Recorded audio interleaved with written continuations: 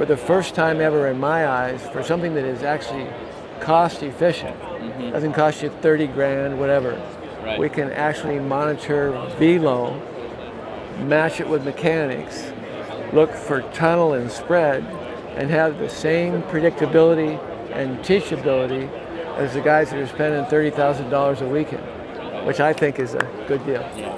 Right. What did that process kind of look like from, okay, we have a radar gun to, okay, now we have an app to, okay, how can we get this in the hands of other people that are doing other things? What Tom said is a perfect segue because our mission's always been about how can we take stuff that's out of reach, right, too expensive or too hard to use, and bring it down to where every ball player can benefit, every coach, every stakeholder. Yeah. And so it was sort of a natural, organic evolution as we started to watch people using great other technologies, whether it be mustard or other things. Look at, I'm entering data manually, I've got my pocket radar, and I've got my mustard app, and it became sort of obvious that, wait a minute, we need a more seamless solution here. They're already doing it manually. Why don't we just use the software and technology to help that process along? Less friction, less difficulty. That means more people can access it, or they can do their work faster. Yeah. They can get on to what is important, more practice. So we realized that it's just so aligned to joint partners that it's I'm the most excited about that in this chapter is that we're going to start building more and more intentional technology to make the integrations, partner solutions better and easier. And what Steve just said is democratizing the information that Mustard is putting together with the information that Steve is putting together, and the net beneficiary are the kids. That's right. And if the kids in sports are getting better because of your technology and our technology, then we've done our job. And we've done our job. Yeah. Now that is the mission. Only are we helping the sport, helping the athletes get better to go to higher levels beyond what they ever could have achieved otherwise. Right. And do it safely and do it in the best way. Now we can show with Mustard that it doesn't necessarily have to be about trying to grunt harder or to put more effort in, but you actually can throw harder by improving your throw. You look at the overall capture of things that are necessary to be able to have good mechanics, mix in functional strength, mix in the velocities and the spreads with recovery and velocity, and you put all those pieces together, and it tells you what you have to do to throw harder, have better spreads between the pitches you're throwing, and how to turn it into mechanical efficiency and recover.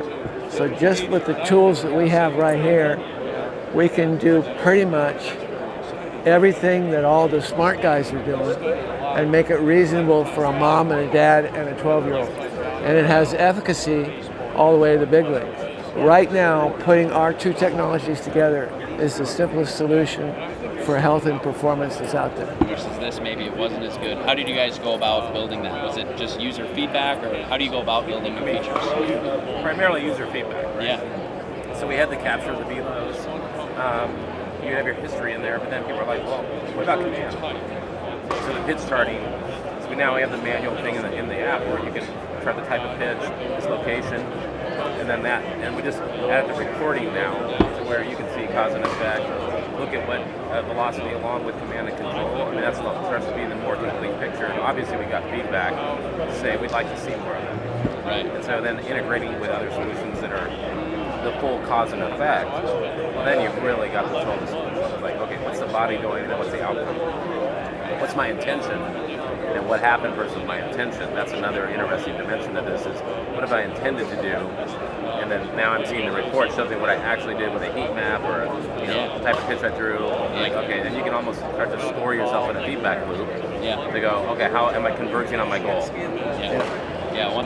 Taking it out from that oversimplified belief that I just want to throw hard to, well, wait a minute, why am I actually doing this? I want to show up in a game and get a result.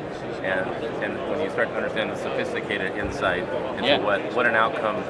It's funny, we sell into a lot of other sports too. That theme has shown up every single sport. Every top coach has said, look, I've trained my athletes. If they're winning championship teams, they know what their max is, and they know what it looks like to be just below that and be in complete control. So that magic of near maximum power, not at it, with total control is the holy grail, right? That's the goal. Is command plus power. Right. And it's every sport. Hitting a volleyball, tennis ball, football, it's all the same thing. It's all the same. And what happens, whether you like it or not, we all end up sitting at the same table eventually. That's right. It's location, change of speed, and late movement. The three things that keep an arm healthy: mechanics, functional strength, and pitch totals. Putting it all together, and we've got something that it doesn't completely eliminate, but it will allow you to determine this kid has a higher risk of injury than this kid does, and go from there. Volume, what you end up taking out of your arm, is a function of load, frequency, intensity, and duration. A 95-mile-an-hour fastball with perfect mechanics will take X amount of energy out of your arm, and we've learned you can put it back in with cords, dumbbells. So we have the physical put back in to go with the mechanical take it out, combine the two, and then measure velocities for spreads, and you've got your whole thing right there on one page. Right. And from what I'm seeing, looking at both screens, it's all there right in front of you. You don't have to go back and figure it out at midnight. It's done for you. Pencil it out at Remember those days? Oh yeah, So- paper. So a tool and information and data in the hands of an expert is a very different proposition. So if I look at a championship coach, what do I see? Somebody that understands exactly how to use all the tools and all the data to have insight and know and take action that's fully informed. And the very best coaches, they have a plan for every athlete. Every athlete has their own development plan, driven by insight, data, and knowledge, to work together as a team for total team outcome. And that's where you see the champions show up, is that they are in full command of every tool. Tom said, all of you, and he was pointing to 400 coaches out there going, it's your job to educate yourselves on the new technology and the data and how to use it. Everybody's hanging their head in shame. Because he was right. It's like, it's sort of one of those things that often, the ones that aren't champions yet have sort of, there's that gap. They haven't embraced that they got to constantly learn, constantly look at what tools are available. And one of my favorite stories is in the beginning of the company, when I asked who bought the first units, I kept seeing this pattern, like they call up some championship coach in some sport, oh, we already bought it. Well, nobody knows about it. Oh, we found it, and we're using it. And that was the hint. That was the early hint. So capture, measure, and deliver a teach, and that's what we've got. And it hasn't been easy.